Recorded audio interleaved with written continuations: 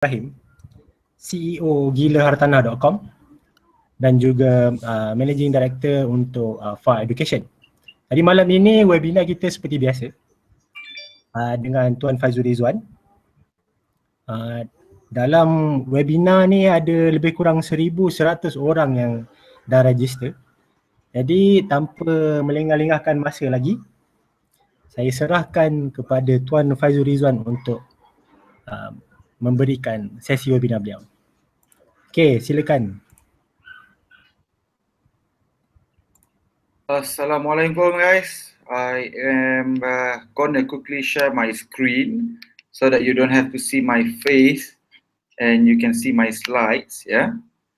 Anyway, I'm very honored to have you guys to join me today. I heard more than 1,000 people registered for the webinar. Alhamdulillah. And I will do my best as usual to educate, and of course to share what is the latest data right now, what is the current trend, and of course touch on the latest issues that is basically plaguing us in 2016 and what the direction is going to be like for property market in 2016. Okay, so basically a lot of things has happened in the last 1 month. If you have listened to what's going on, the budget has been recalibrated. I think it's very timely, and it's basically accepting the reality of the market that at the point of the last budget, which was October, a lot of the assumptions that was used have to be thrown out the window. Yeah. So now with the low oil price, expected very much lower income for the country from all dividends, government did a timely move of basically saying, you know what, this is not right, we're going to recalibrate a lot of things. So let's talk about, for those who do not know me, okay, I started investing in 2005 with only 2,000 ringgit capital and was a regular employee up until I fired my boss in September 2013. Bought over 40 properties today. A lot of my rentals are double versus my installments, and my ROI ranges anywhere between 15% over 100% annually for rental yield. Capital appreciation of my properties, sorry, cash on cash return. Capital appreciation for my properties ranges anywhere between 60% to about 280% today. So I've been quite fortunate. I'm an author of 2 bestsellers, and I started a consulting firm called FA Capital in 2013 after I fired my boss. For those who have not read my book, these are the 2 copies of my book. The purple one is the English version, the red one is the PM version. Okay. So 2015 in a nutshell, let me recap back what has basically happened in 2015. Okay. Ringgit took a tumble against a lot of other currencies, especially US dollars. Yeah.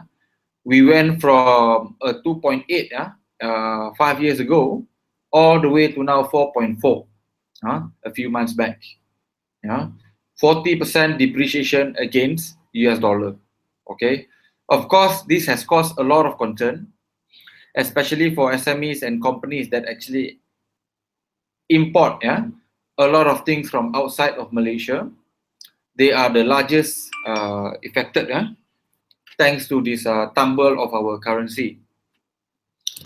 For me personally, no big impact as far as US dollars appreciation against ringgit is concerned, because a lot of things that I consume right now are in the country.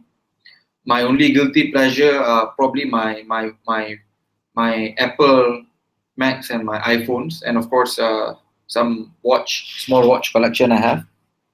Other than that, a lot of things that I consume is all locally. So, and then of course last year was drama as far as political is concerned. There's a lot of drama. First, the 1MDB scandal broke late 2014, and the height of it was actually came to 2015. Then you've got our donation scandal, right? You've got our donation scandal, right? You got a donation scandal of 2.6 billion, yeah. And then you've got our TPM here, who went after the PM punya post, and of course before he could do that, kena pecat, right? And then you've got the former PM here attacking the current PM of corruption, yeah.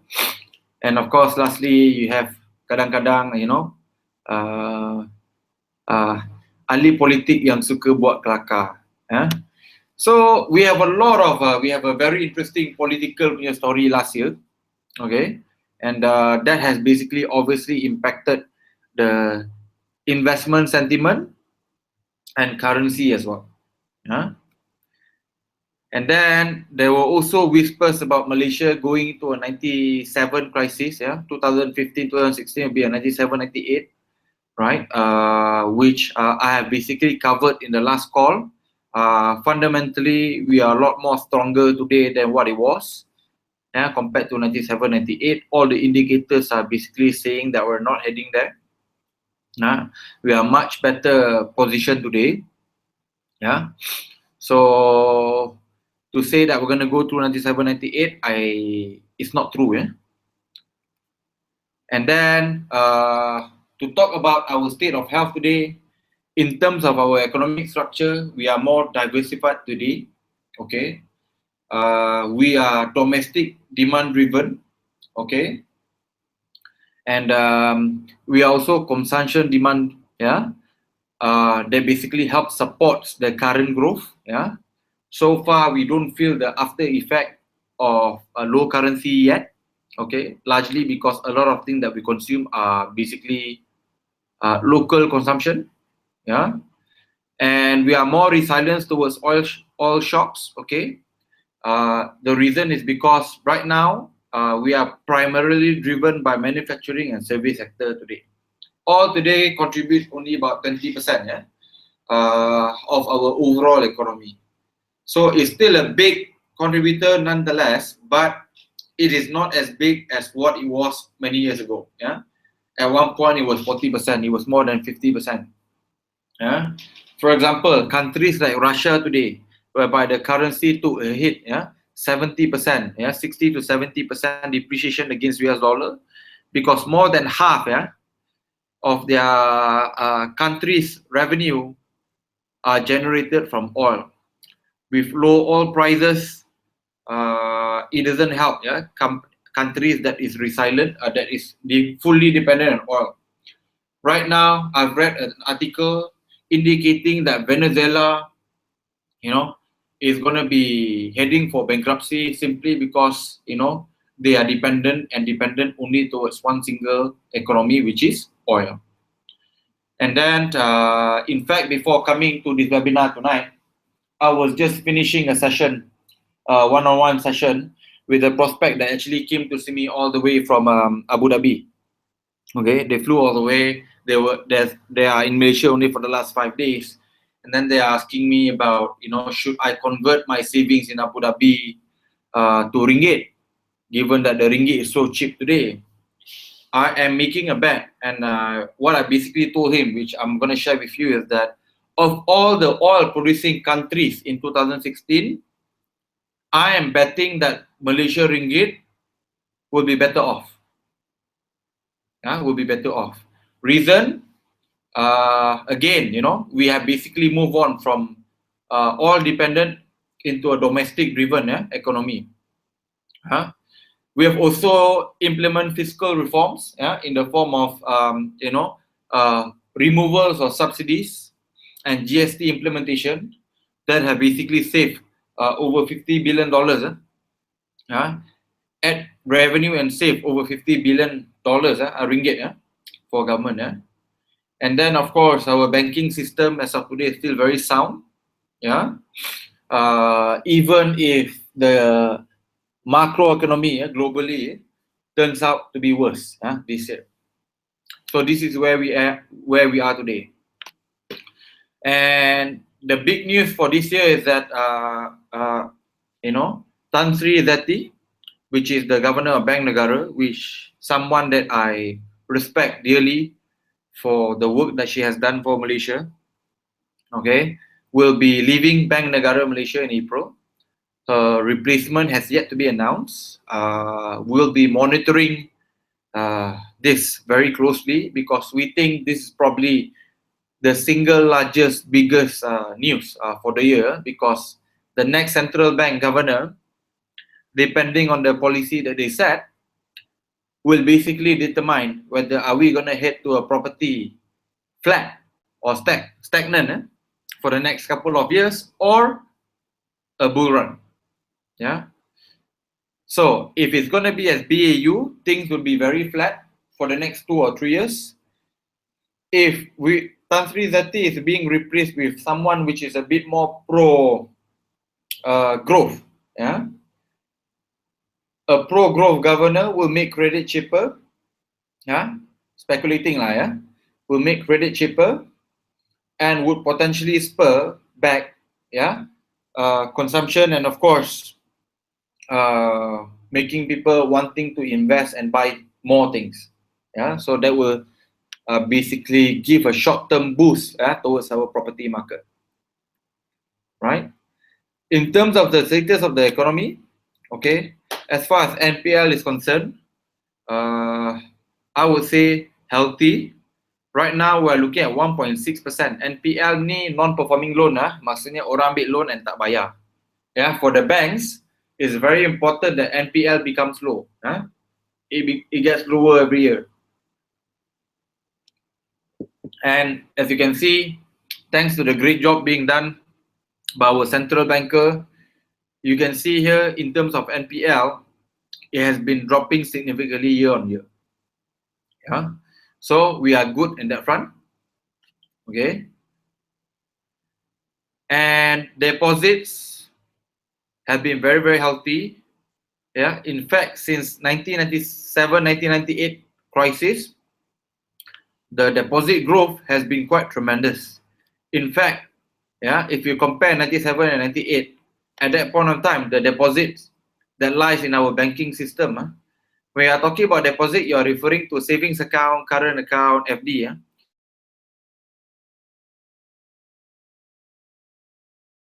So only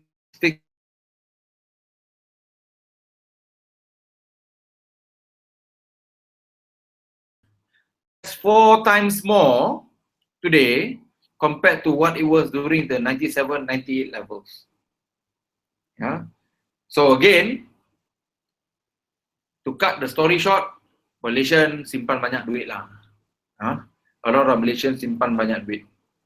And in fact, this is very much highlighted by a case that I've just experienced today. You know, we had a client who bought in a place that we think a Far Capital client, yeah, that bought prior to coming to Far Capital a property in an area that we think will have a massive oversupply situation. We told him, in order to get out quick before price actually drop, okay, is to actually ask slightly cheaper. Yeah. Now it's still not cheap though, but everyone else is asking close to 800 ringgit per square foot. I told my client, don't be greedy. Let's just ask 750 per square foot. Yeah, 7-8% less compared to what the rest of the market is asking. Barely 1 week, yeah, we put the unit up for sale. Today, someone, cash buyer, datang offered, cakap I nak beli, and they are placing the 3% booking tomorrow. Okay, so to say property market is slowing down, yes, but it is slowing down not because people are not buying. It is slowing down largely because people are waiting for good deals, right? When you look at the deposits, okay, you can now fully understand why, especially cash flow property, every time you want to sell, you don't have problem selling. Yeah, you rarely have any problem selling. Yeah, because why? People have cash. Orang simpan banyak duit and they are looking for good deals whenever they want to buy.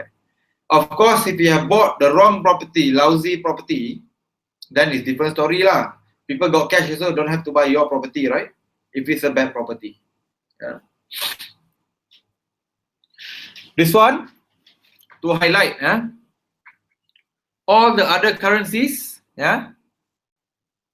against movement of oil price. Against movement of oil price. which I will basically highlight better in a chart later. Yeah? Now, in terms of what's going to happen in 2016, a lot of fund managers seems to think that ringgit is undervalued. And the reasons are as the following. Yeah. Number one, the ringgit now is basically impacted because, like every other emerging market currency, Fed is expected to increase interest rate, right? So people are moving money away from emerging markets to go to US. Okay, so emerging markets like Malaysia akan kena impact. Okay, China rate cut, currency devaluation, general economic slowdown is also an important factor because we are a very significant trade partner with China. When China devalues their currency, normally smaller countries like Malaysia, whereby we actually trade a lot with China, China buys a lot of things from us, and vice versa, we tend to follow suit. Yeah. And then of course the third one, because of the significant political noise in 2015, 1MDB, the donation, yeah, the sacking of TPM, etc. Okay, ringgit is deemed as unstable. That's why in 2016, I think it's going to be very hard to top 2015. So I think the worst is over. Yeah, the worst, in my opinion, was 2015. Okay, everything that could have happened happened. Commodity price jatuh, political uncertainty, scandal, everything that happened could have happened in 2015 had happened. I think it's going to be very hard. For example, 2016, we're going to have a bigger scandal. Someone has, let's say, a 5 billion donation, for example. I think it's unlikely lah. But, you know, in Malaysia, you can never say never. I think it's unlikely. But like I said lah, you know, if we don't, then the ringgit will strengthen. The 1MDB scandal will arrive to its conclusion already. Okay, investigation are ongoing. Supposedly going to be completed very soon. Yeah, so the uncertainty with 1MDB will be over by end of the year. Okay, and of course the political uncertainty now is going to be taking a back seat because why? No near election. The best time to unseat the Prime Minister was last year. This year, I think it will be BAU for Malaysia. In terms of oil revenue, okay, you can see here Petronas dividend, biasa bayar in the tune of 20 over billion. Last year only 15. This year expected even less. Okay, how does the government cover this revenue? GST. So GST, while we all hate it, it has become a savior lah. Yeah. And these are basically with and without the GST punya number, we'll be looking at a lot worse. Yeah, like I said, GST is a necessary evil. Because of GST, ringgit should strengthen against all other oil-producing countries this year.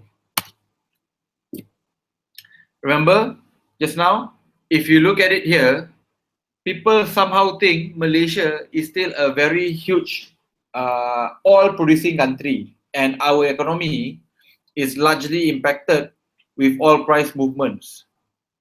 Okay, so you can see here, when oil price go down,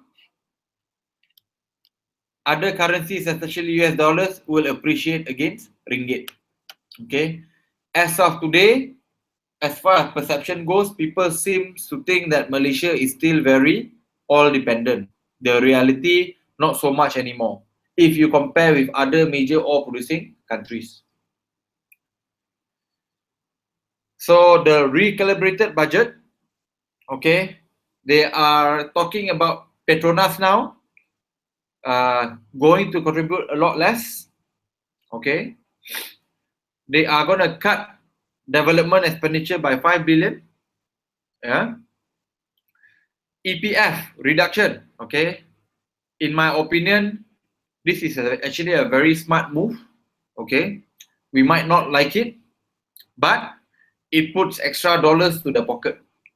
Okay, if you ask me, those extra dollars should go to saving lah, you know, for rainy days. But knowing Malaysian, we are the type who likes to spend whatever we have.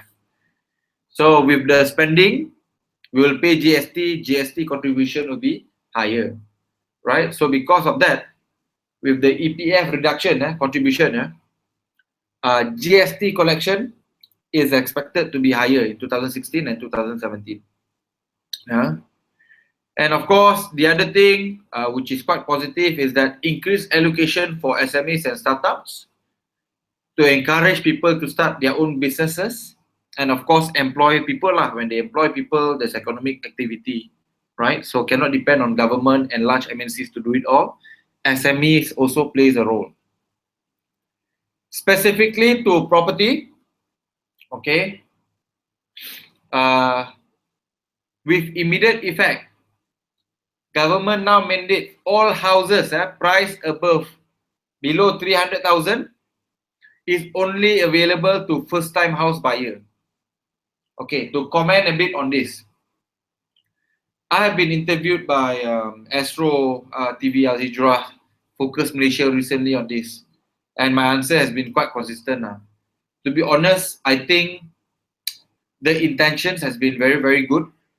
What they're trying to do is to discourage investors and speculators who are like me from buying properties below 300,000. Okay, their intentions is good. The problem with this is that, knowing how the developer will think, if I was a developer today and I was about to launch property at 280,000, with this announcement, I will say, mati lah. Why? I can only sell to first-time home buyer. So, if I was a developer, instead of selling it at 280,000 ringgit, I will now sell it at 301,000 ringgit. Because why? At 301,000 ringgit, first-time home buyer can buy. No one is stopping them. Investor like Faizul Ridzuan can also buy. Normal people can also buy. Okay? When you are selling something, right, you want to be able to sell something to the highest number of consumers, not to a certain segment only. Okay? So, knowing how the developers will think, I think because of this, there will be lesser supply of things below 300,000. Unless this initiative, okay, is combined with some form of incentive by the government to reward private developers to launch things at below 300,000. Today, not seeing that. So, when people ask me, I think there will be no impact towards property market as far as this measure is concerned. Okay? And government will also organize House Ownership Expo Roadshow. Okay? More than 100,000 units will be offered under the program. We have already quite a number of expos as of today, right? Name it from private entities like iProperty, Property Guru, So macam-macam. So to do one more, I am not sure do we need one, okay? I am not sure will it be more effective, because even today, in stuff like iProperty ke Property Guru, you can hardly see properties that is selling below 300,000, especially in Klang Valley. So again, you know, the intentions are great, okay? Tapi we have to see how the execution is going to be like, okay? The exciting thing about this announcement is that house under PPR, okay? Normally the problem with this housing project is that nak dapat loan susah because people of low income, actually bank don't want to support them, okay? Some banks, well, they're not so nice, okay? The reality bank's job is to make money, okay? And they want to borrow money to people who have money, who they think can definitely pay them back. The problem with low-cost housing is that you are basically borrowing money to people who are making ends meet. So ada possibility into default. Okay, because of that, a lot of banks, they don't say they don't want to finance, but they make it very difficult if you want to buy things below 100,000. Okay, If you have tried to apply for loan under 100,000, you will understand what I'm trying to say. So this move of getting BSN to do it, financing package of 4%, with fund totaling of 400 million, I think is quite significant because this will allow, I think, on estimation here, about 10,000, over 10,000 housing, of low cost or low income earners to be able to get financing from BSN and Bank Rakyat. Government still committed into implementing major infrastructure, which is great. MRT, LRT, Vision Valley, Cyber City Center, Rapid Pengarah, HSR, all this to continue, which is fantastic because why? For property market, infrastructure movement is important. You want your property to be more valuable, you want infrastructure. Number two is that all these are massive projects that will also create jobs. So it's great for the economy. Okay. And what they're also trying to do right now is that, for example, Vision Valley ini, 80% will be driven by private sector. So it's no longer just government punya duit. Okay. So it's going to be driven by private sector. So there's a lot of balance there. And if you look at the spillover here, there are not many supply. So right now, the incentive is very important, for the government to basically put in so that a lot of private developers will now come and wanting to build property at 300,000. If they don't provide some form of incentive or subsidy, or making financing more accessible, then the gap will be even widened. Because at the end of the day, private developers punya main objective is to make money. And the problem with this is that if supply tak cukup, property value will continue to go up. I've always maintained the same thing. Okay, if you want to control property price, okay, the answer is very simple. Load the market with cheap properties. Okay, if you want property price to become more affordable, the real answer is that create a lot of supply for affordable properties. Okay, it's macam musim durian. Waktu mula-mula musim, ramai orang nak makan durian sikit. Nak makan satu biji kena bayar RM20. Durian pun tak sedap. Okay, bila tengah-tengah musim durian, stok punya lah banyak, you makan RM9 boleh makan buffet sampai muntah. Okay, same concept. You load the market with a lot of supply of affordable housing, cheap housing, property price will go down. Unfortunately, it's not easy for the government to do it because of a lot of things to consider. Number one, land matter is a state matter. State must cooperate dengan government.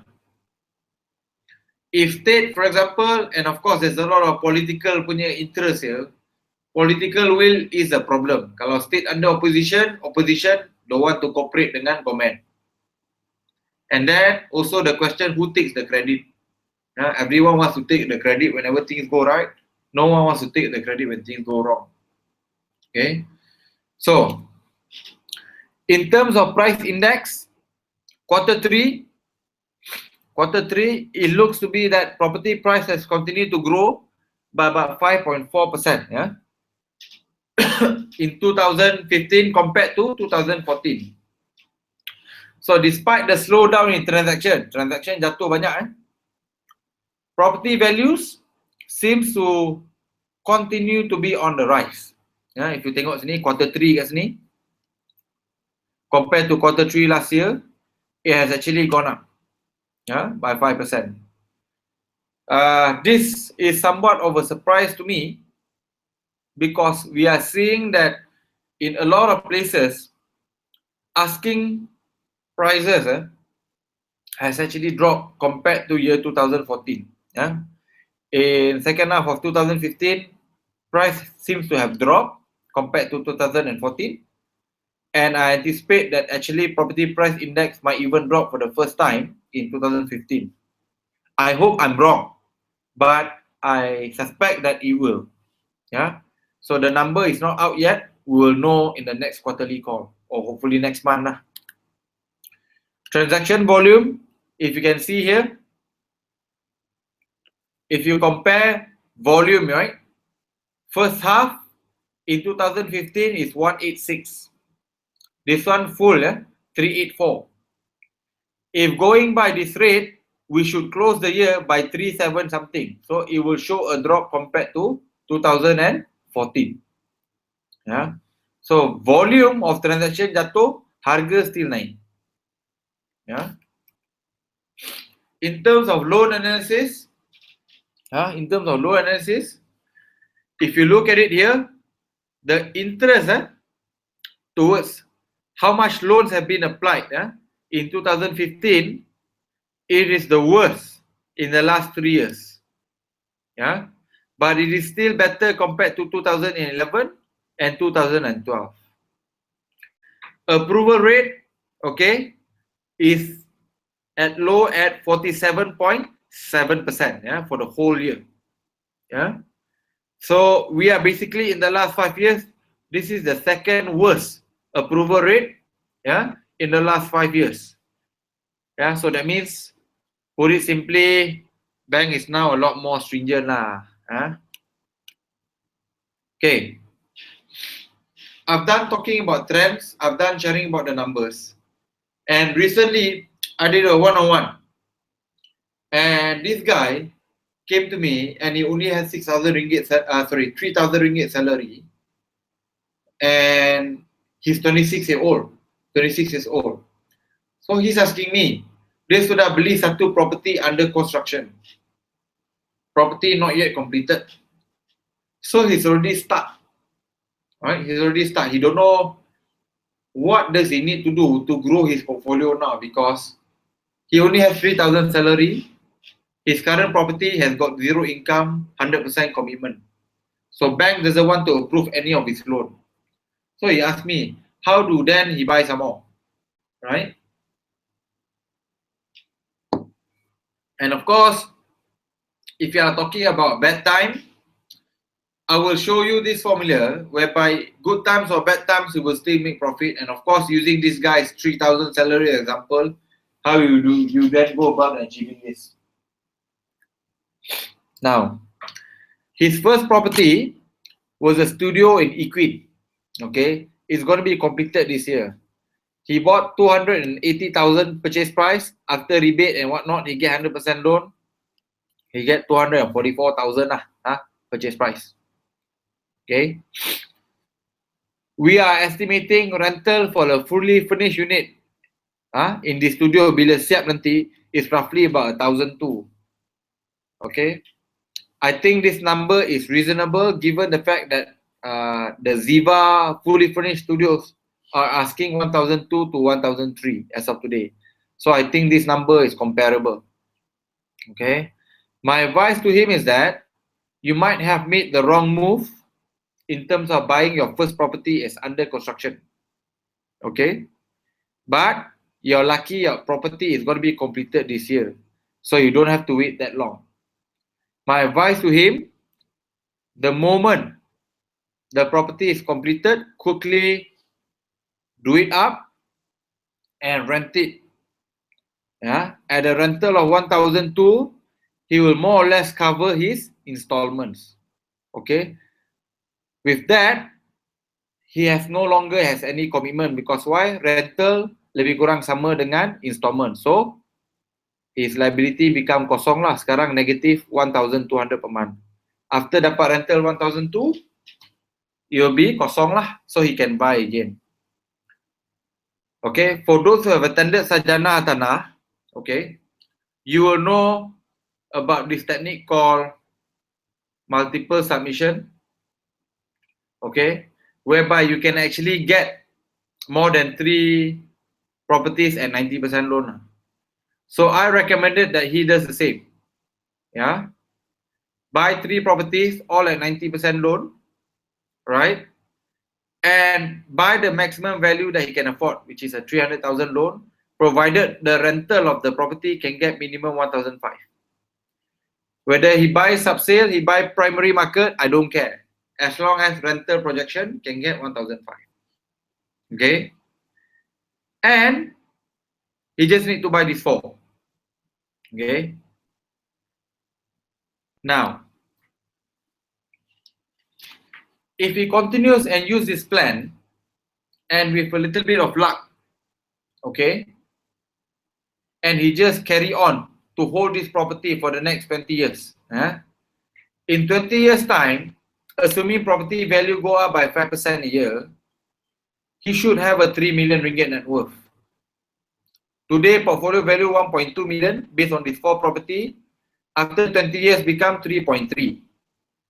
Yeah, 5% increase per annum. After 20 years, becomes 3.3%. 3.3 million. Tolak hutang, balance loan of 3,260,000. He will have a 3 million net worth. That means kalau dia jual semua 4 property ni, he will pocket 3 million in 20 years time at 46 years old. If he can pay off all this 300,000 punya loan at that point of time, he will be able to collect a 10,300 ringgit rental income per month. Today he makes 3,000 ringgit. In 20 years time, if he can fully pay off the loan in 20 years, he will be able to collect a rental of 10,300 ringgit. Not too bad, right? Gaji 3,000 saja boleh dapat rental collection 10,300 in 20 years. Of course, provided he has to settle off his 300,000 liability. And of course, you'll be saying, mana nak dapat 300,000? Guys, in 20 years time, come on, his income must grow, right? He will be able to save, right? He probably buy more than 4 properties. And if he does, and he make money from those property and he sold that one off, he can easily use the profit to actually settle the 360,000 liability. So 10,000 rental income is a real possibility. Now, the other assumption we use is that rental value go up by 3% per annum. 3% per annum. Assumption we use here, property price go up by 5% per annum, rental value go up by 3% per annum. Maksudnya harga rumah naik lagi laju daripada harga rental naik. If you study the market, you will realize that this is true. Okay. Some of you might point out 5% appreciation rate, mana realistic? Okay, you are assuming property value goes up by 5% every year. I agree. Your property will not go up by 5% every year, guaranteed, tak ada. But there will be years whereby you don't have appreciation.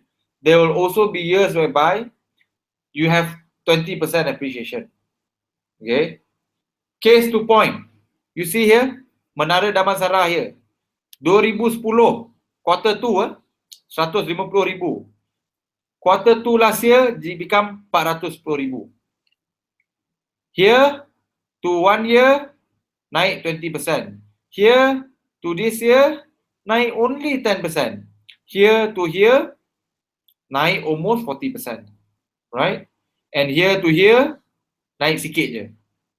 Now, this one, dah naik almost 30% again.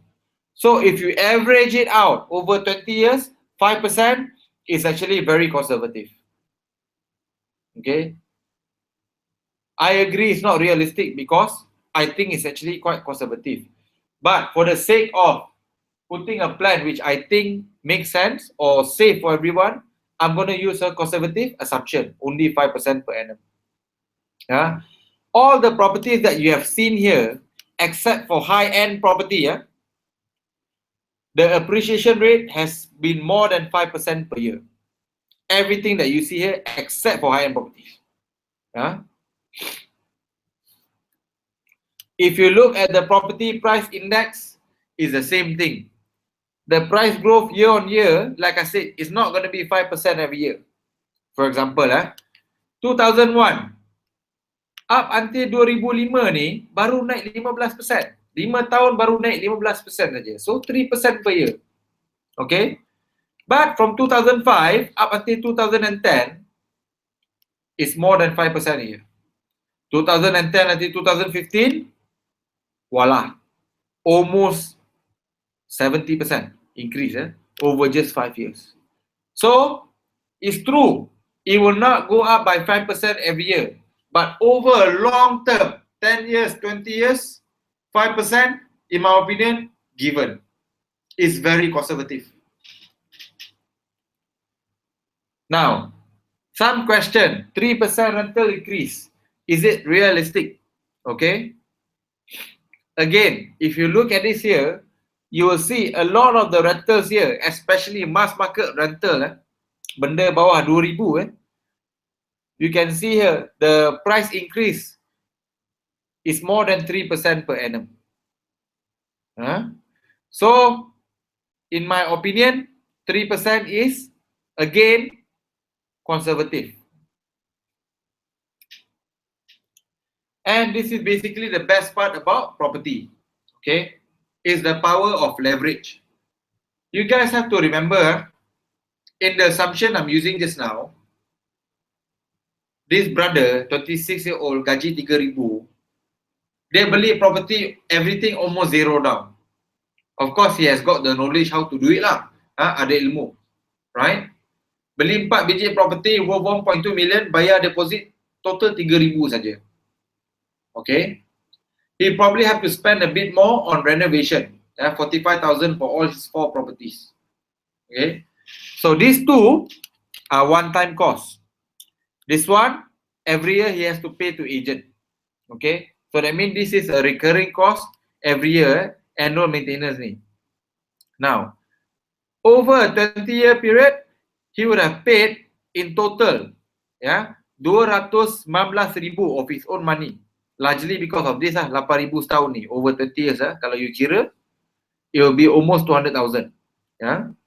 So he will pay 290,000 of his own capital over 20 years to build a net worth of 3 million. Bayar 200,000, you ada net worth 3 juta. Okay.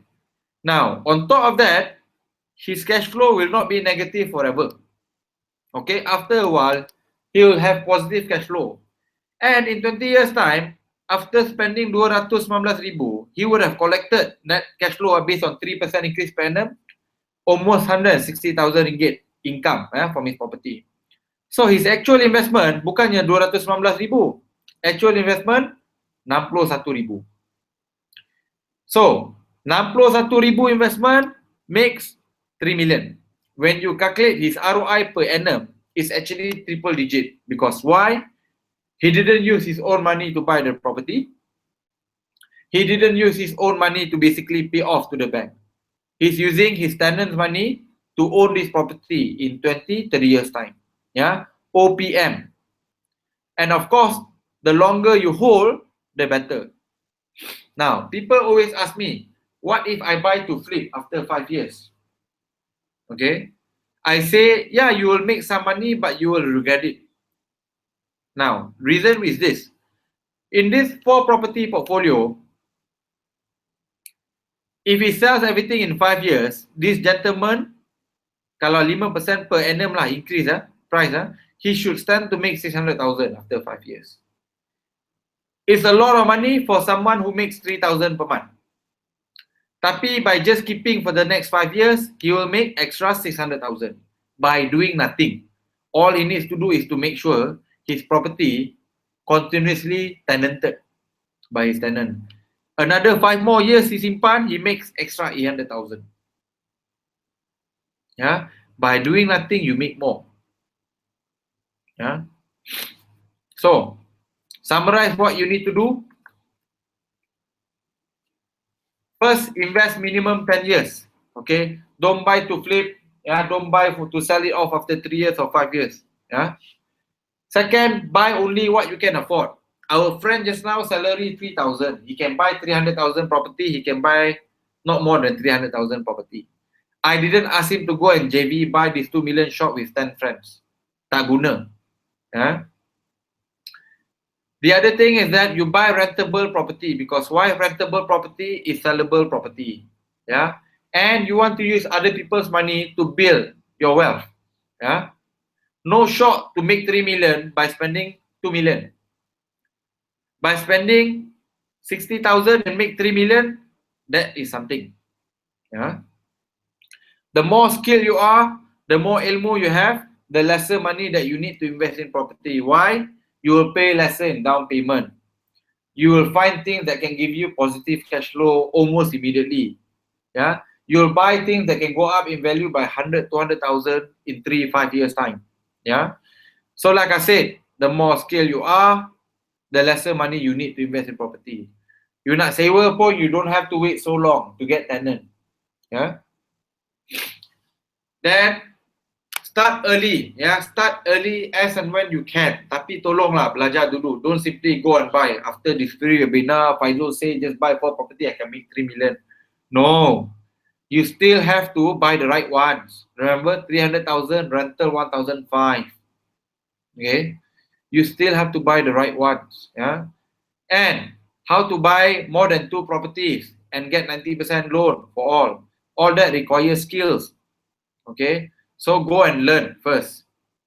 Yeah, and of course, lastly, please don't go and buy to flip. Yeah. Now, recently, I had this comment from a one-on-one session. Faizul, kau boleh lah.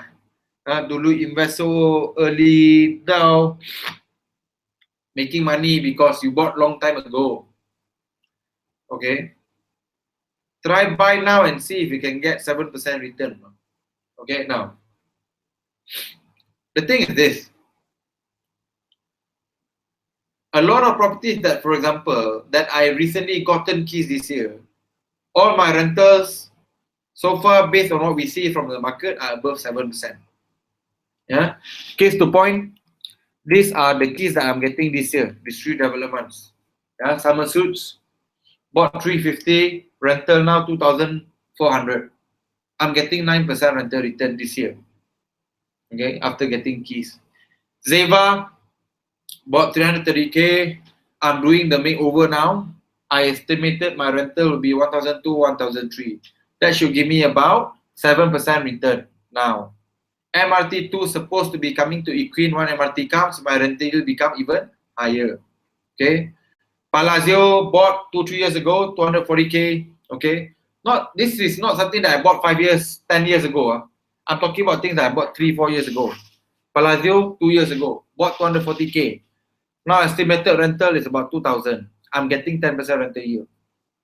Guys, what I like doing personally for me, I don't buy things that can give me 7% rental return today. I buy things that can give me 5% rental return today pun tak apa.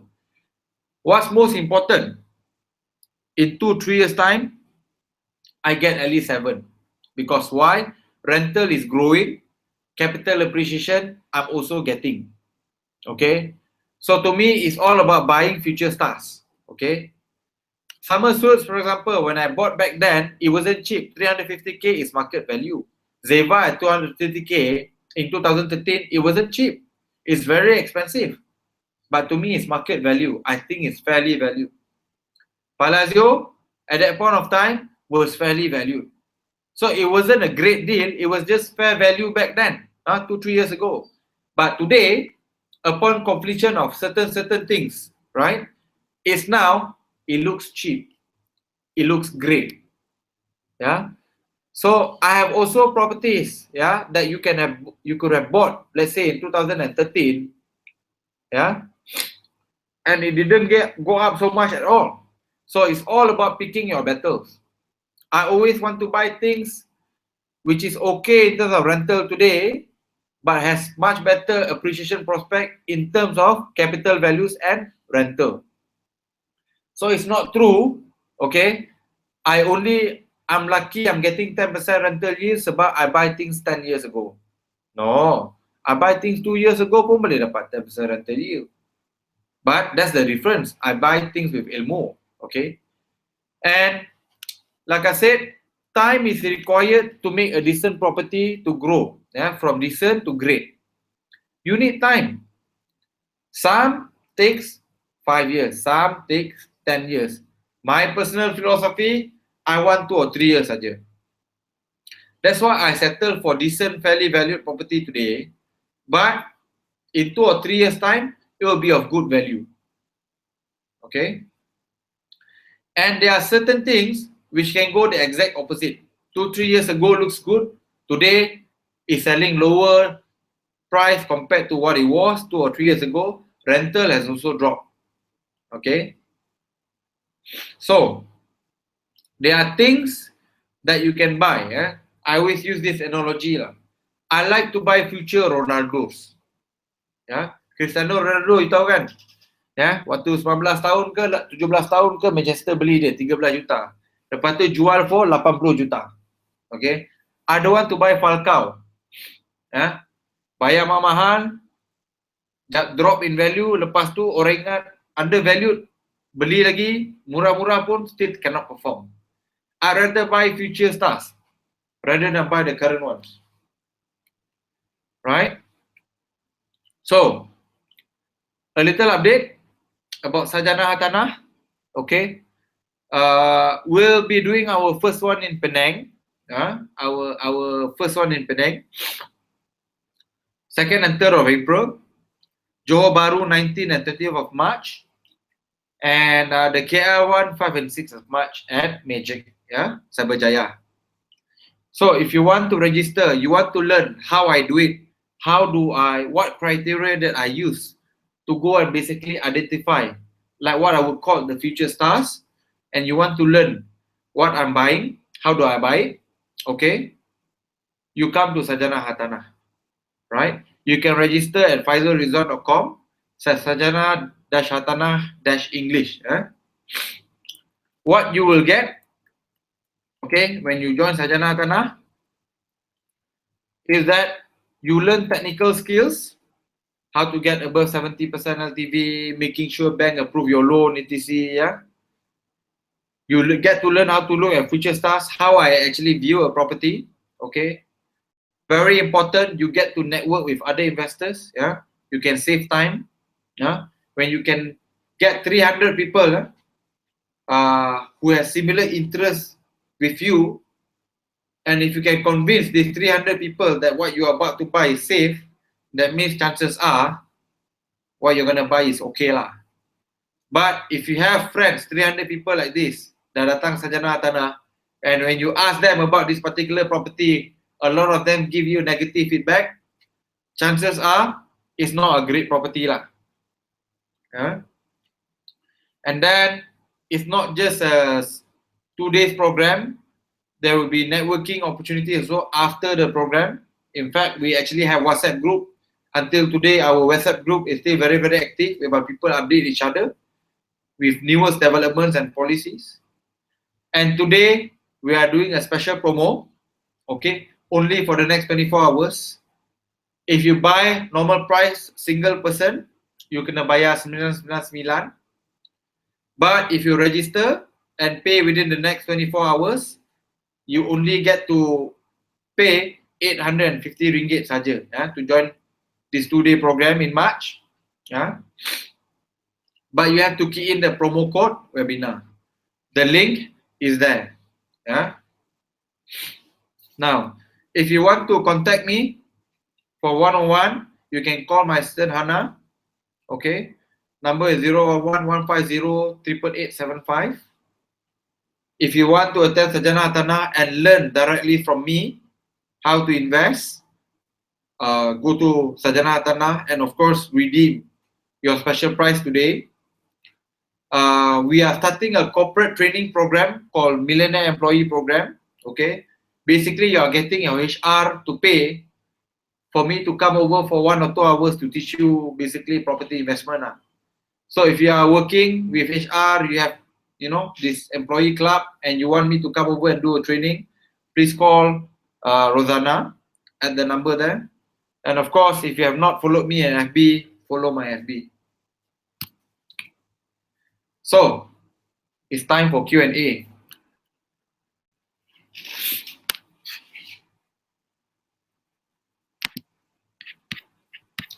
So, Encik Rahim, where do I see the questions? Okay, you go to your Chrome tab. Right. You will see in the chat area. Yep. Okay, that is the highlighted questions over there. Highlighted questions. It should be in red color. Red color. Red color phone number ni. Okay. Anyway. Anyway. Okay. Alright. So, let the questions begin. Half an hour.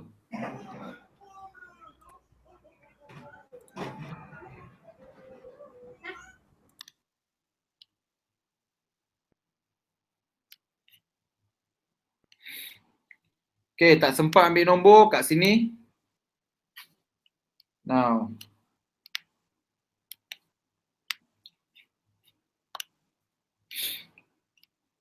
Meriah kat rumah Rahim. Okay. That one selingan ah.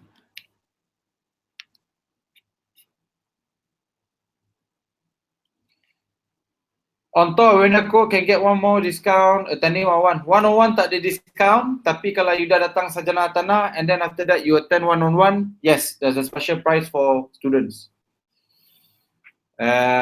Dangga Bay Forest City project, massive development, worried about the foreign percentage of foreign investors there. Right.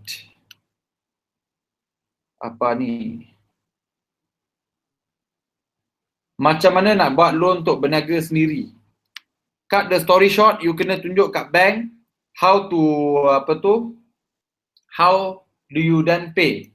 You must show to the bank that you can actually have regular income. Ya. Idham 101 session is 338 ya, per hour. Sarjana Putra, good location or not? Well, it depends on the price that you get it. If the price is good, then it becomes a good location. If you overpay for it, not really a good location, right? Future oil and gas employee to get housing loan from bank. So far, to my knowledge, not many people, not many banks yang I would say blacklist oil and gas employees.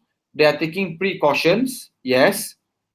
But as of today, a lot of our oil and gas clients in Far Capital so far having no issues whatsoever in terms of getting loans. Yeah. On behalf the 1.6 million government servants, I have no idea. Yang tu nak kena tunggu sampai ada detail. Khairuddin, share my worst investment. My worst investment would be a Sovo unit yang I beli largely sebab nak pakai sendiri. Why I say worst? Because workmanship macam tahi. Location is excellent. If the mall does very well, I will make a lot of money. But as of today, I make small money je. I tak rugi tapi make small money je. Yes. HR Sarjana Tanah 2% got webinar discount. Yes, already got 850 is the discount. You kena register kalau 3 orang ke atas. Yeah. So 850 now, if you even register 1 person, you will get that price. Yeah. What is supposed to be a group price. Okay. Bank tak nak ambil property yang lebih 10 tahun. That's not true. Okay. Sebab bank will borrow property more than 10 years. What you are mentioning is that certain banks don't want to borrow if your property dah lebih more than 10 years tapi title tak keluar lagi.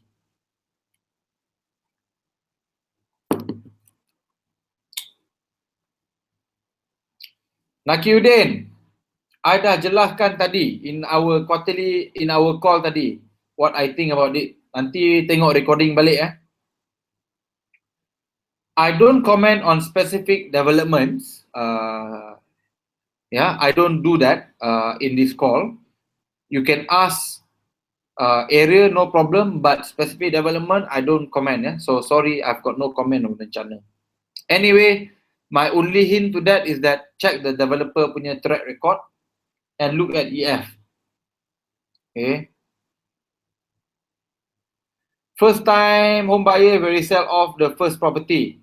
Doesn't look like it will apply. Yes. Capital cash flow versus capital appreciation, mana lagi penting? Jawapan saya kepada anda ialah kenapa perlu pilih. Why don't you go for both? I go for both. I don't buy things just purely for cash flow only, and I don't buy things for purely for capital appreciation alone. So if I want to buy every property that I buy property that can have both, right? So like I said, if you want to look at how I look at those properties, I share a lot more detail in Sarjana Hartanah. Kota warisan area. Again, it depends on what you buy. Landed is, I think, is going to be okay. Apartments, depending on the value of the property lah. Senang cerita macam ni ya. You cannot buy an apartment at a price which is almost the same as a landed property nearby.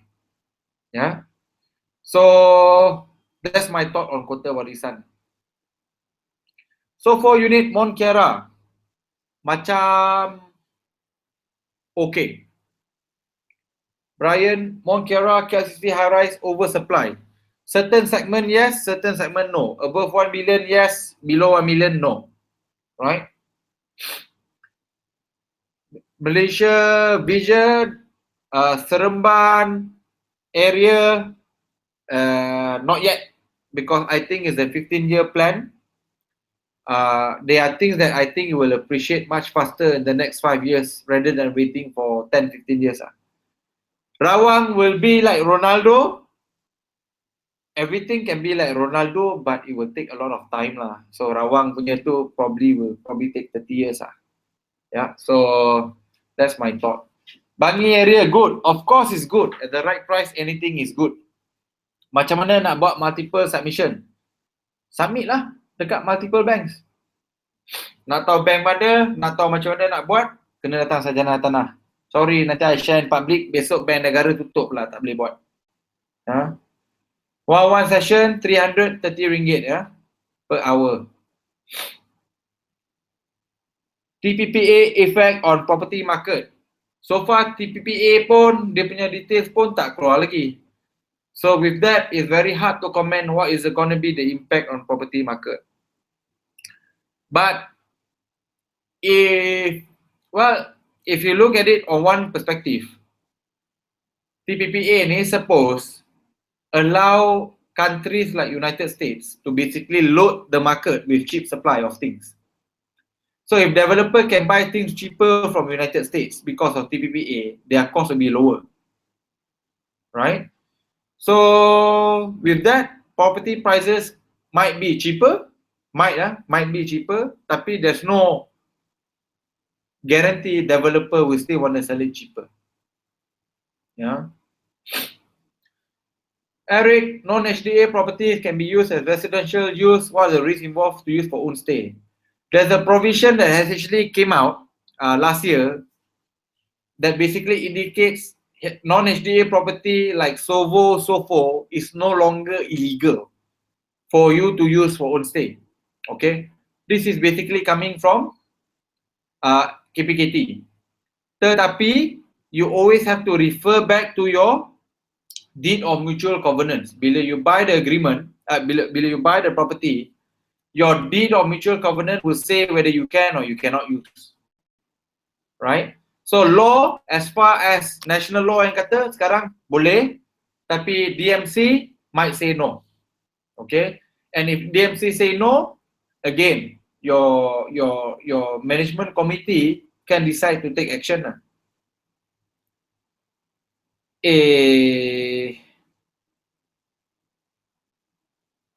Apa ni? Selayang. Advice please. Sudah terbengkalai. Next time, please buy from reputable developers. Please buy from reputable developers that you know can finish off the project. Now, I can give you a hint. Macam mana nak tengok developer they are solid or not lah. you look at bila dia jual project tu, how many banks can come in as a EF, can provide financing for the project. The more banks they have, the more solid the developer is. Because why? For the bank to say, I will give you borrowing to buy this project, the bank would have asked a lot of documents from the developer, things that I and you cannot see. Alright? So the banks would have privilege to go and see the financial background of the developer. Kalau bank tu agree to finance, that means the developer should be quite decent lah. Ya, kalau projek tu hanya ada satu atau dua saja bank, ya, yang bagi financing, I would say stay away lah. Ya. So Hatta, behalf of Melaka people, macam politician pula Hatta ni what chance do we have acquiring good properties in Melaka property as lower compared to hot areas such as Penang, Klang Valley or JB? Well, it depends. If you are buying for own stay, to me no issue. You buy whatever you like, right? But if you are talking for investment, I don't buy into markets whereby they are limited. Well, put it this way lah. Far Capital today, we only look at two markets, Klang Valley and Johor. And the main reason we only look at two markets is sebab there's two reasons. Number one, there's growth of population, there's also job growth. These two will directly impact property prices because why? More people move to the area, more properties will be required lah. When more people nak beli, property becomes more valuable. Okay. Job growth, same thing. More jobs, more people going to the area, people get paid more, people can afford more, people buy more expensive property. Logical. Think places like, for example, like Melaka. Okay. In terms of economic activity, I'm not saying it's not there, but if you compare to, for example, KV or JB, well, it's not very high lah. So to me, I'd rather bet on areas, yeah, or state whereby they have the highest form of investment. Yeah. Bila nak buat sarjana tanah kat Kelantan, jomlah Kelantan pula. Aduh bro, naiklah apa tu Ryan Air datang KL. Okay, it's worth it. Only 1 year. Financial management for 101, yes we do. It's up to you. You can ask me any question during 101 except for nak beli kat mana. Far Capital find good property investment for me. How much does it cost? Datang 101 dulu. Because why? If you don't go to 101, we don't know whether you need Far Capital or not. Yeah.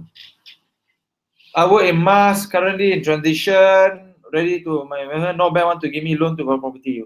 Should I find a new job? Yeah. Abdul Rahim, Jalan Ampang, will it be oversupplied? Most likely, yes, especially if you are talking about small units.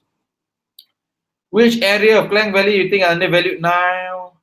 What area is top for selection for 2016? That is a privilege of myself and only Far Capital clients to know me. Okay, fastest way to find tenant. Well, number one, you have to market your product to the right people and prepare your product to the right segment. Yeah, you can buy the best property, tapi kalau you do it wrong, pun tak, orang tak nak sewa. Yeah, you buy the lousy property but you do it right, which is appealing to the tenant in that particular area, you don't have problem getting tenants. Yeah. Markup loan to avoid down payment, well, technically, it's illegal. In fact, for the long term, yeah, your installment becomes higher, your repayment, your loan becomes higher, your installment becomes higher. Bukit Jalil oversupply, yes, certain category of property oversupply. Cyberjaya is Ronaldo or Falcao? We will see very, very soon. Multiple risk submission, how to counter? Datanglah ke Sarjana Hartanah untuk mengetahui cara membuat multiple submission secara yang betulnya. Yeah. Right. Pasir Gudang, next hotspot in Johor. I think Pasir Gudang is already a hotspot, but there's a reason why people who works in Pasir Gudang don't want to stay in Pasir Gudang. Go and find out why people don't want to stay in Pasir Gudang.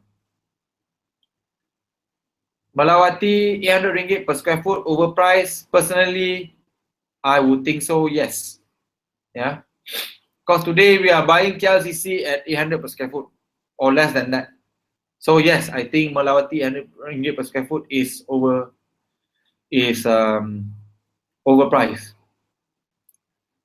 Right.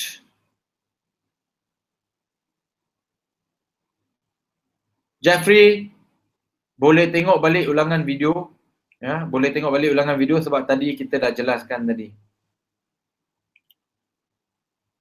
What escape plan losing capital or rental value? Not sure I understand the question, Sairo. Advice for first time home buyer, under construction or second hand, what type? Well, Faiz, that one is depending on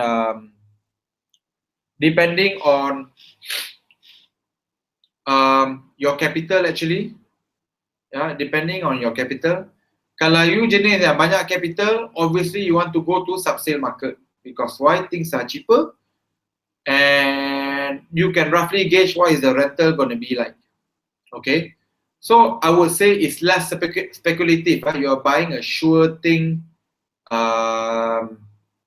when you buy sub-sale.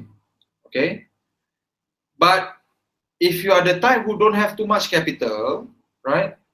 If you are the type who don't have too much capital, then you have no choice but to buy from primary market. Simply because primary market, you can actually buy properties with RM1,000, zero down, dapat cashback pun boleh. The key thing is to have the knowledge to differentiate. Yeah, if all this under construction property, what is a decent property, what is not a decent property. Vincent, 300k prop, 1.5k rental. Kalau tak possible, I wouldn't use example.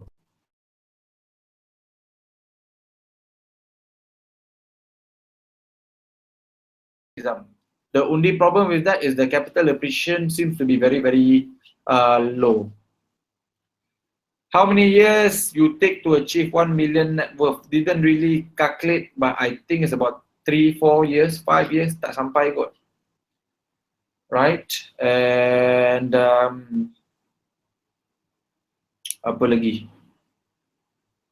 Sell advertised property without going through an agent. Well, today I don't have much time, so I don't do it personally anymore.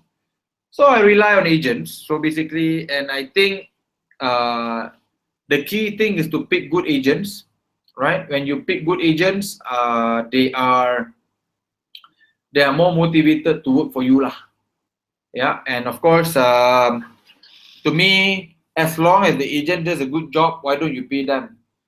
To put things into perspective, let's say you buy a 300,000 punya property, you sewa 1,500. Your installment pun 1,500 sebulan. Okay, now you can rent on your own and save 1,500 agent commission. Tapi it might take you 2 months to do it on your own. Okay, so if you can rent using an agent and it only take you 2 minggu, okay, kalau you sewa sendiri, it cost you 3,000 in installments. Sekarang ni you sewa within half a month, you dah dapat tu, you bayar agent commission, you will still save. So to me, it's about the speed. To me, you should go for both. You can try to buat sendiri and you can use agent sampai yang dapat dulu. Then, you take lah. Because to me, the speed. Kalau you can rent on your own, but it takes you 2 to 3 months, baik you pakai agent. Lagi laju.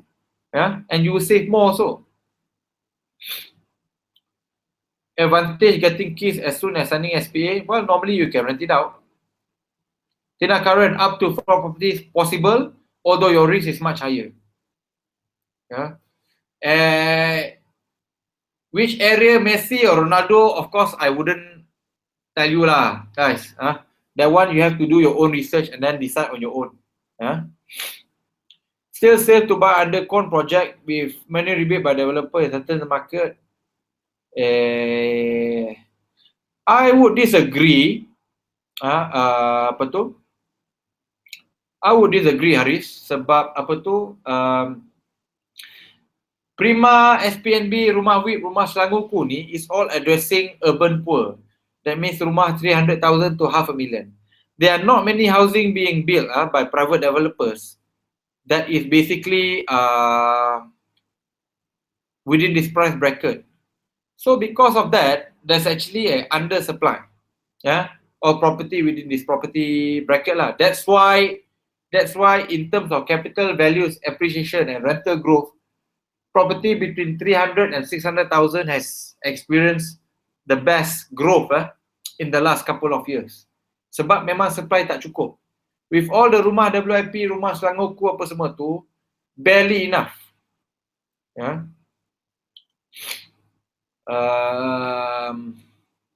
How do you deal with strata? What should I do with strata? I don't understand the question. Okay. Ashraf.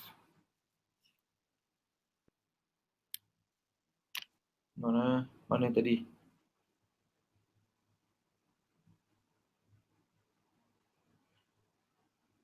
Property 330k, 10% rebate. Opt for fully furnished, dapat 40k once completed. Is it a good one? I don't know. How much can you rent it out? Okay. Can you rent it out above 1.5? Kalau you tak boleh, then kenapa nak pakai? Kenapa nak beli kan? New project, 10% of payment. New project with 10% rebate and require 10% of payment.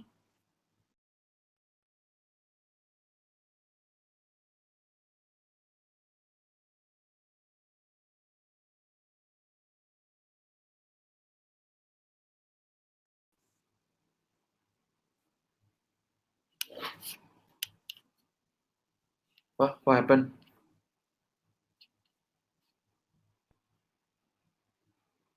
Sorry. I got disconnected. Are we still on, Rahim?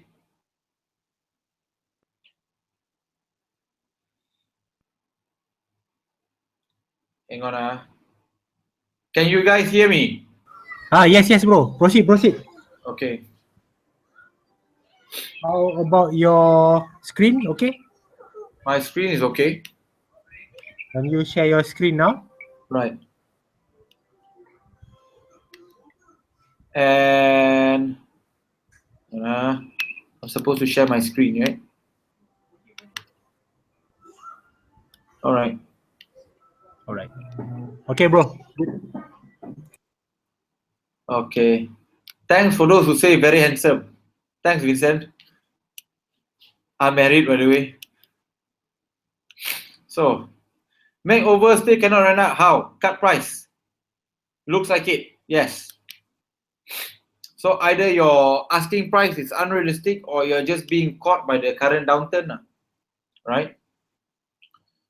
Nurizati, investing properties out of Malaysia, I would pick the countries very carefully because you also have to understand you have forex risk. Right. What else here? Lambin, don't know. So far tak ada lagi. Apa ni? 10 per square foot Salak South Freehold without MRT Liho sedang. Well, I wouldn't buy either lah.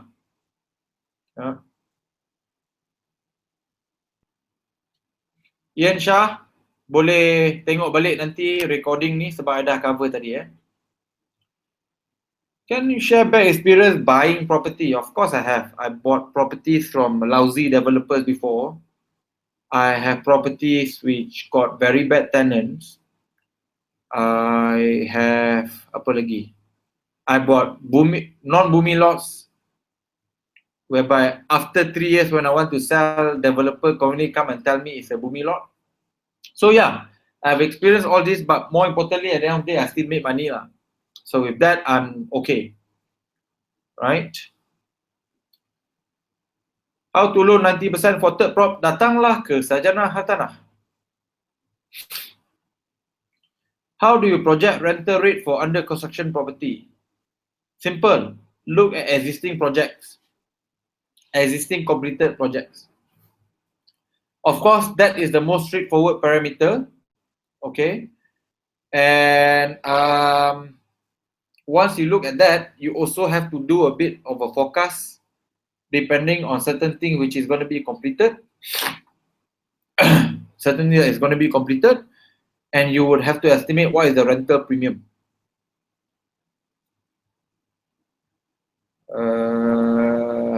Okay. When location got banned or facing disaster best population, what is your escape plan? You want to give me a example, Saidi? Right?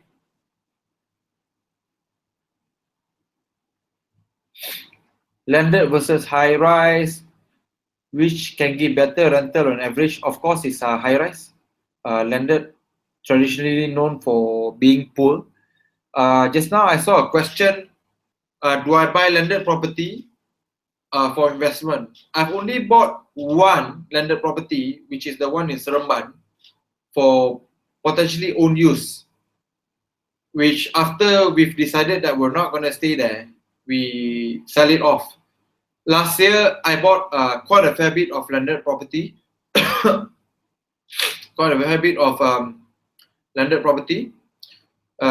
because 2015 was a crisis year, and of course, we could buy things on the cheap lah. And landed property that we bought, I think is the only landed property that I've seen in the last couple of years that could potentially get a break-even rental. So imagine that landed property with break-even rental, right? That's very, very rare. That's why we bought lah. Yeah. So residential and commercial risk return, which has the best ROI? It depends on you. If you are a good residential investor, your ROI will be better in residential. If you are a good commercial investor, your ROI will be better there. It really depends on your specialty. Sarjana Hartanah explores a bit about commercial property, we do. But you come to Sarjana Hartanah and you want to learn from my experience. And my experience so far, my residential property outperforms a lot of commercial property that I know of lah. Right? So with that, to me, as far me personally is concerned, I view residential property as better. Yeah. And problem with your question not be answered, just copy and paste. Spam, is it? Okay. Well, if you keep on doing it, then I will just have to, answer cagily, right? Studio unit primary USD still good buy. It depends on the rental rate.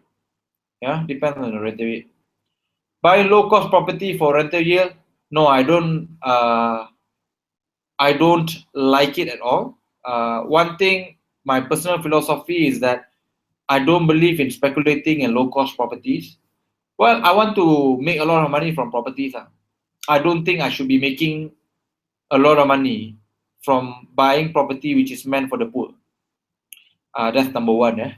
If you can afford it, don't lah. If you cannot, then it's okay. If that's the only thing you can buy, it's okay. Number two, like I said, I like to buy property that can give you both capital appreciation and rental yield. Low cost only give you rental yield. They don't give you nice capital appreciation. Right? So because of that, I stay away from low cost. Right? China developers project like in Medini. I don't know what is the question. Honestly, I think they are good. They are there to basically give the local developers a run for their money. And to me, I welcome external developers because they will push the current developers to do better and not rest on their laurels and bully the buyers like us. So to me, the more options we have, the better. Loan rate this year, well, I think it's going to be flat. yeah, unless significant development. I say there's good, there's bad. In my opinion, there's more bad than good, especially if you buy residential, so there's no real usage. Yeah.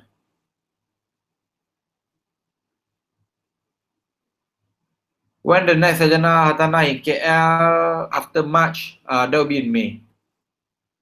Bila nak visit Sabah, ada orang jemput, I datang lah Sabah. Orang tak jemput, I tak pergilah. Duduk diam-diam kat KL.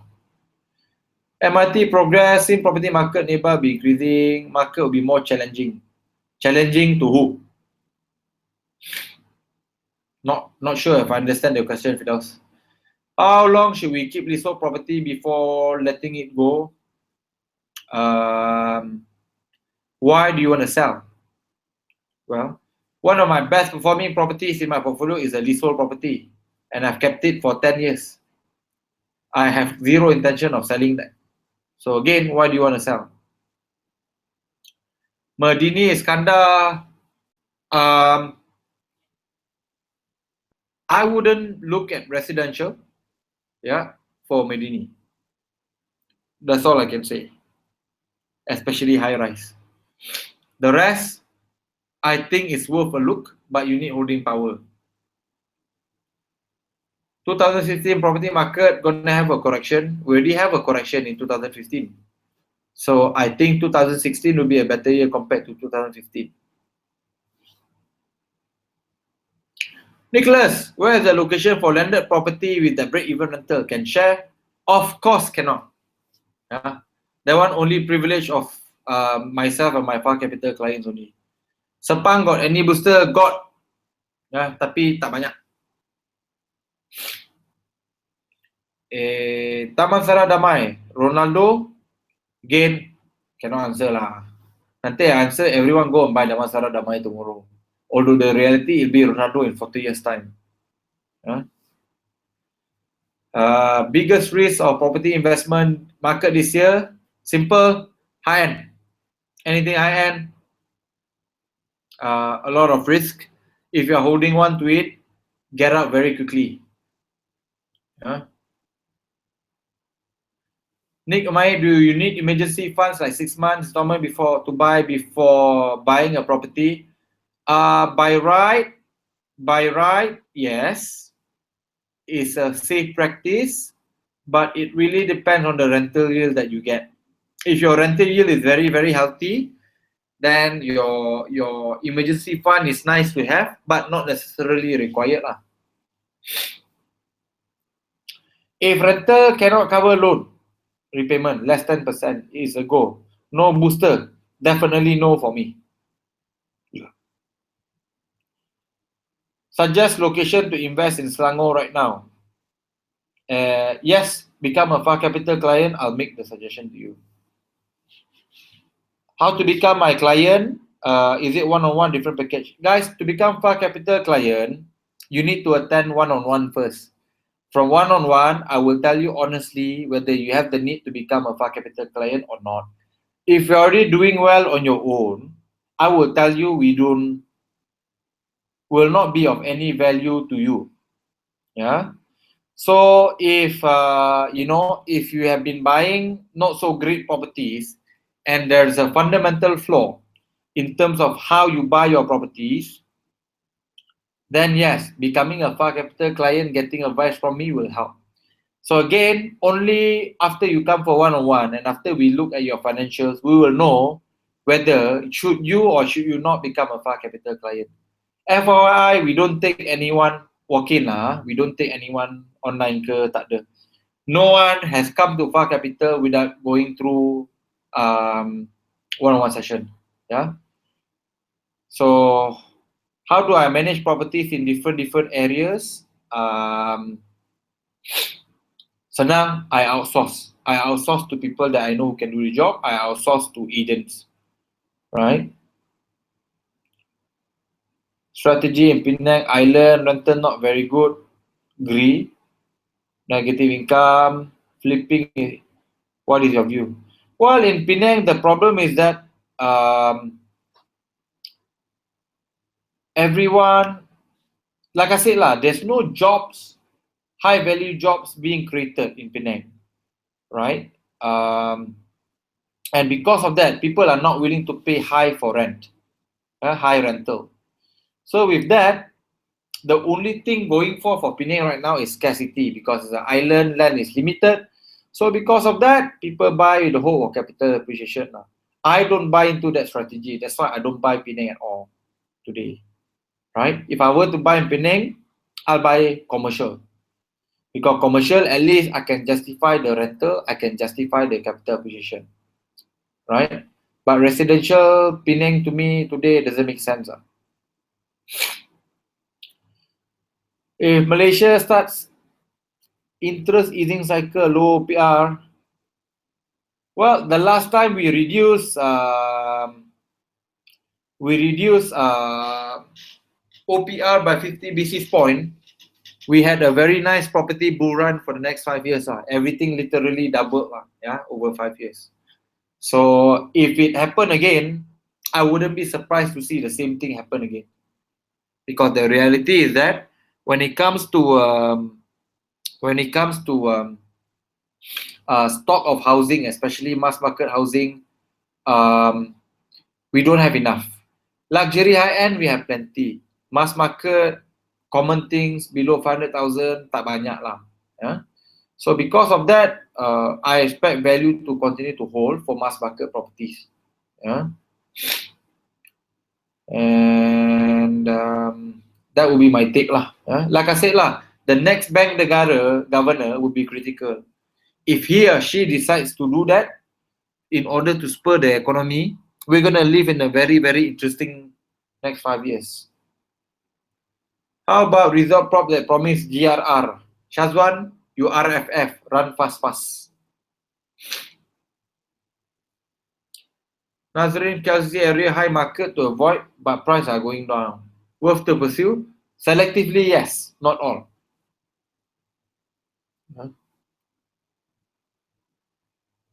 Okay. Looks like everything else now is all about my property this, my property that, since I cannot comment on specific properties or specific action plans. I will say this will be the last couple of questions that I'm going to take.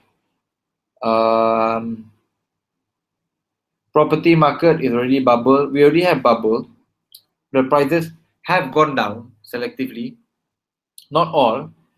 And here's the thing, guys. I probably want to just say this to recap. Okay, now in bad times, that's when you can see which property actually shines. Okay, now, for example, the properties that we are buying on behalf of our clients as of today, some of them we are paying market value because why? We think they're gonna be Cristiano Ronaldo in 2 or 3 years' time. So today we think it's fair to pay a market value because in 3 years' time or 2 years' time, it'll be worth 100,000 more, rental you become 8-9%. Right? Today we are paying market value. Right? And despite whatever, donation, scandal, whatever, okay, the price has continued to go up in the last 12 months. That's the great thing about good properties. Good market, it goes up faster than anyone else. Bad market, everything drops, it maintains, it goes up slower. Okay, so the really key thing here is guys, is to actually pick the best properties, pick the right properties. You pick the right properties, like the example I used just now, only for 300,000 property, you stand to make 3 million. It's not rocket science. Okay, now it's not complicated, but it's not that simple. That's why to me, the key thing, gain enough knowledge, do a lot of research, network. Once you have done all that, the chances of you stumbling upon those properties are much higher, right? So in good times or bad times, you're not worried. Yeah. For example, today, I have properties, right? Whereby if I want to sell today, okay, when my neighbors are going down by 10 to 15%, I can still sell at the price that I was selling last year. Yeah. So the reality is that bad times, okay, bad times basically show what the property is really made of. Yeah. So with that, guys, I think basically took more than 30 minutes to answer the Q&A. And of course, I hope to be able, if I have the time, to be able to do this on a monthly basis, hopefully next month. Yeah. And thank you very much for joining the call. I hope you've enjoyed the sharing. I hope I've answered some of your questions in the Q&A. And if I don't, there are many opportunities to see me. Sarjana Tanah one-on-one, property talks, that I do for developers and webinars like this. And if you really want to learn and you want to learn directly from me, attend Sarjana Tanah. And again, being cheapskate, I like good value for money stuff. All right, take advantage of the next 24-hour 150 ringgit discount. It's only 850 ringgit. Lifetime networking. Okay, instead of paying 999. Yeah. So I hope to see you again. Hopefully, if we do another webinar next month. If I don't, I'll see you in Sarjana Tanah or during one-on-one. Take care, guys. Good night. Yeah. Assalamualaikum.